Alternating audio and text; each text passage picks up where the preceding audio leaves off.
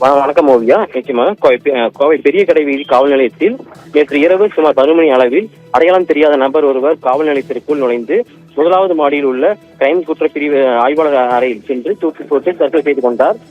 இது தொடர்பாக தற்போது கோவை மாநகர காவல் ஆணையர் சரவண சுந்தரம் செய்தியாளர் சந்தித்தார். செய்தியாளர் சந்திப்பில் அவர் கூறியதாவது, உதவி காவல் ஆய்வாளர் அறையில் தற்கொலை செய்த சம்பவம் யாருக்கும் தெரியவில்லை. காலையில் பணிக்கு வந்தவர்கள் அறையை திறந்து பார்த்துதான் தெரிகிறது. நீதிபதியின் தலைமையில் விசாரணை நடத்தப்பட உள்ளதாகவும் தெரிவித்தார். உயிரிழந்த நபர் பெயர் ராஜா, இவர் பேரூரை சேர்ந்தவர் என்றும் தெரிவித்தார்.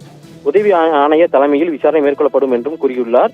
பணியில் இருந்த காவலர்கள் விசாரணை நடத்தி கவனக்குறைவாக இருந்தவர்கள் மீது துறை ரீதியாக நடவடிக்கை எடுக்கப்படும் மற்றும் காவல் நிலையத்தில் நடைபெற்ற தற்கொலை தான், இது லாக்அப் டெத் கிடையாது என்றும் செய்தியாளர் சந்திப்பில் கூறினார். இதைத் தொடர்ந்து தற்போது காவல் நிலையத்தில் தற்கொலை செய்து கொண்ட ராஜாவின் சிசிடிவி காட்சி வெளியாகி உள்ளது. இந்த காட்சியில் நேற்று இரவு பேருந்து 8 நம்பர் பேருந்திலிருந்து இறங்கி கடைவீட்டில் இறங்கியுள்ளார்.